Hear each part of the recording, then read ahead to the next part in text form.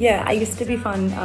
Definitely is about like growing up, changing, and things becoming different. I think a big time in my life that happened to me was coming out of lockdown. So going into it, I was in my late teens, early 20s, very like silly, wanting to get drunk every weekend, so not really caring about what I wanted to do with my life. And then coming out of lockdown, it was like, you know, as an adult then, released a bit of music during lockdown as well, and that started to blow up kind of in the second lockdown. So, you know, coming out of lockdown and all of a sudden people knew who we were and knew our songs, it definitely shifted my focus on band as a whole. I was like, well, I want to take this seriously now and, you know, maybe potentially do it as a job and a career instead of just some like silly little side project. In 7 years I'll be okay, 'cause that's when my cells will regenerate, so you wouldn't have touched my skin. Never Saw It Coming was written by our drummer Neve, and it's the first song that she's sung on in a Teen Jesus album. First song anyone's sung on apart from Anna, really, except for us doing backup vocals. But yeah, it's a really important song for her, and it's got some very important meaning behind it. It is a lot softer and slower and sadder than our other songs, I think, but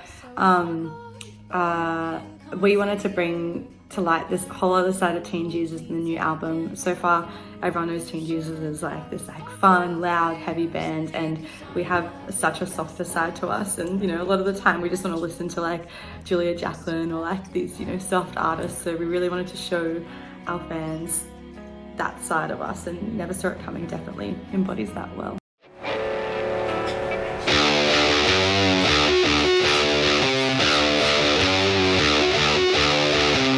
My feet are sticking on the floor and I can see you watching. Yeah, so Lights Out was actually one of the first songs that we all wrote together, and we were all in the same studio, wrote it with Oscar Dawson from Holy Holy, who actually produced the album as well.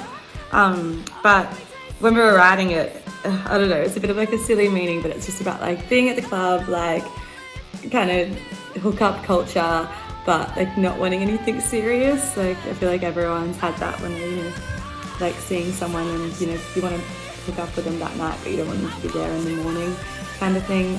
It's a very empowering song. I think all of our other songs before this have been kind of like breakup songs, and, you know, they're empowering too in their own way, but this is like a more fun, light-hearted one, being like a fuck yeah, like I'm the bad bitch kind of deal.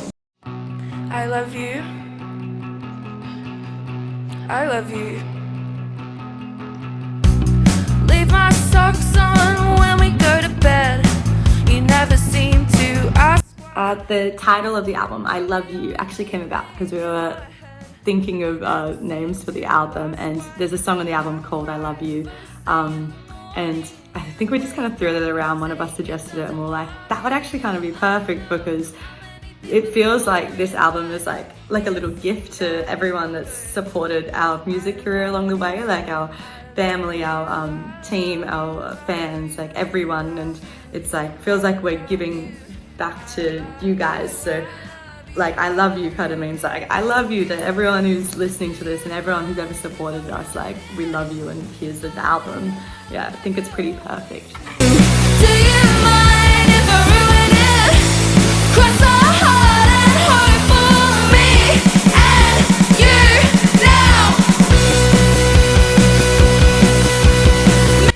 How we chose the sequencing for the album, it's not a concept album or anything, but I think we just wanted to have all the slow songs and the fast songs and the heavy songs all kind of like spread out and across the board, not have them all clumped into one area. In my personal opinion, it kind of feels like the start of the album is like this like fast, heavy, like exciting time, and then it gets kind of sad, and then the end of the album is like this like light at the end of the tunnel kind of thing, which I really like. It's like telling a little story. I love you, I love you, I love you, I really love you. But do you mind if I ruin it? Blow it up like I always do. Yeah, so every song on the album definitely does have its own story. Obviously you don't have enough time to cover all of them, but one I'm going to choose is Toe Bone, which was written by Scarlett. And at the time she was living in Brisbane. So in Australia, you've got Brisbane up here, then Sydney's probably, 15 hours down, and then Melbourne's another 10 hours down, and we all live far apart. And I think we get pretty sad sometimes because we're all each other's best friends, and we see each other quite often playing in the band, but when we have like a 3-month break from band, we won't see each other for 3 months, and it gets pretty sad. And Scarlett kind of wrote this like love letter to the rest of the band about how, like the bond that we share, and how like it is really hard being apart, but also we've got to go live our different lives. And yeah, it's a really beautiful song. When she showed it to us, we all cried, so it's really nice. Leave my socks on when we go to bed. You never seem to ask why. You're the only thing in my head. Representation of female non-binary acts on festival lineups, billings and gigs is obviously something that's very important to us. I think over the years we've had different opinions about it. Obviously always wanted to see as many like non-males in music as possible, but sometimes you do feel a bit like the token girl band or whatever, but it's just really important to have representation of like females and non-binary people in the music space. So like even since we started like playing it as a band compared to now, like I've just seen so many more non-males in the industry, and it's just like so nice, rocking up to a festival and having like some female friends there. It's awesome, and I think that it's just continuing to get better and better, and hopefully in a couple of years it can be equal. I love you. I'll take off my shoes at the door as it hits me on the way out. Is this what you signed up for? Gender equality definitely goes beyond stage presence. I think that behind the scenes there does seem to be quite a lack of diversity, more so than the people on stage. I think just like, companies having in place like actively trying to get women and non-binary people on their team like is very important. Like you can't just sit back and be like, no one's applying for a job, no one can do it. Like, there are women and non-binary people out there that can do this work. You've just got to find them and ask them to do it, and they'll do it. It's that easy. Like also having like courses and educational things set up so that women can learn those skills is really important. Yeah.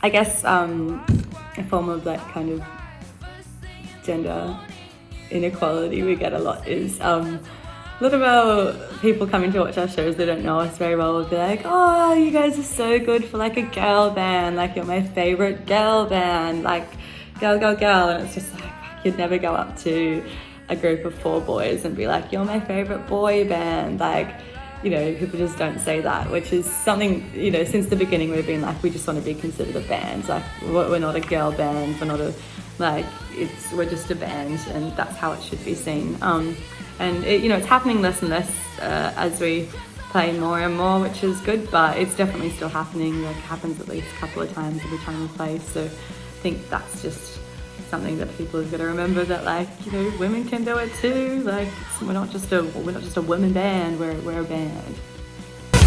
I love you. I love you. I'll take off my shoes at the door as it hits me on the way out. So this year's been really big. We just got back from 2 overseas tours. Obviously releasing the album in October, and then we're going on a big album tour at the end of November. Then we're opening for the Foo Fighters, which is very exciting. And I think that kind of sums up the year pretty well. Like, that's pretty busy until December, but we've got a lot of stuff brewing for next year as well, but can't really reveal any of the secrets yet.